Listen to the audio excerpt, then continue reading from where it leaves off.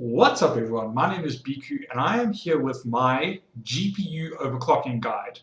Now, this is going to be a very simplistic guide. I'm not going to be going into any um, custom BIOSes or anything like that. This is just trying to overclock your GPU to get the most performance possible. Now, I have a GTX 760 by Gigabytes and it is water cooled. Now, when it comes to overclocking, generally, if you keep your GPU cooler, you might be able to get a little bit of a higher overclock out of it. My GPU at max load will only run at about 44 degrees Celsius, more or less, maybe a little bit higher, maybe a little bit less.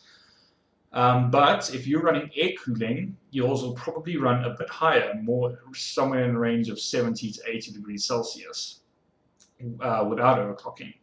With overclocking, it can bump it up a lot. So let's get into my tips for overclocking your GPU. So first, now because this is just a GTX 760, you can only increase the voltage by 12 millivolts. So let's just bump that up to plus 12 millivolts. And then as you'll see here, you have the power and temperature limits linked together. So let's just put them to the max. Because with Turbo Boost 2.0 on modern GPU or modern NVIDIA GPUs, the higher the temperature limit is, the higher it'll boost itself up. So and then with the higher the power limit, the more power it can put through the card. Another advantage of water cooling is if you unplug the fan, it means there's more power for the GPU, so it doesn't have to run through the fan. So now onto the core clock. Start out by increasing it in 50 megahertz in intervals. So go plus 50 enter on the core clock, and go plus 50 enter on the memory clock, and then hit apply. And now you're going to have to stress test. For this, I usually use Firmark because it is just what I use. You can use Combustor, MSI's version, or whatever you want. I use Firmark. So I've got the resolution set to 400 by 300 and then 8 times MSAA. This very well simulates a typical game load on your GPU. So go begins GPU stress test, and you can see just run it for about 10-15 minutes to make sure that your overclock is stable. So I'm not going to do it because I know my GPU is stable at this overclock. So let's stop that. Now, once you've gone about 10-15 minutes on that overclock, you just increase it again. So go 100 and 100. And then hit apply and begin GPU stress test. And as you can see, or hopefully this is still recording, I don't know. I knew this would happen. It looks like it was still recording, but I'll have to figure it out anyway.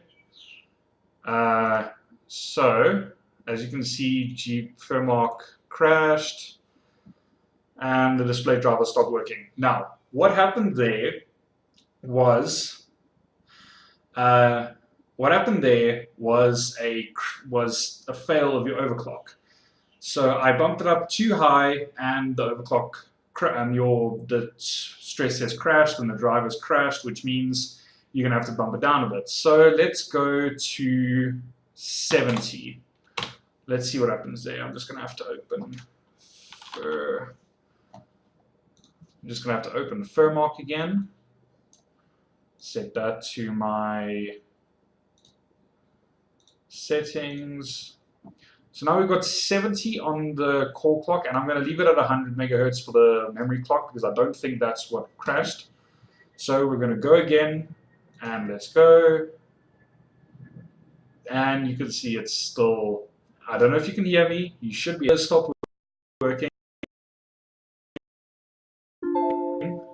There we go. Oh yeah, that could be because we didn't press apply. Apply. Maybe that, sorry. Always hit apply. Learn from my mistakes. Always hit apply. So let's try that again. Oh shit. Let's go 400 by 300 and 8 times MSIA. And as you can see, it is running and it is not crashing. So let's leave it again for 10-15 minutes so you know this is stable. And we'll go from there. Now, one thing I will say while this is running, if you are overclocking on air cooling, I advise putting your fan speed to 100% while you're overclocking. And then once you have dialed in your overclock, ramp it down or make custom fan curves to where it's acceptable noise level for you. So as you can see, this is working. So let's bump it up to 80 and begins, well, let's hit apply and begin GPU stress test. And it looks like it is working. Let's just wait a little bit. Again, go 10-15 minutes just to make sure it's working, just to make sure it's stable. Now, I will say this is just a synthetic benchmark. So it helps to go through other benchmarks as well and your games that you want to play, and make sure you look on the benchmark to make sure there's no artifacting.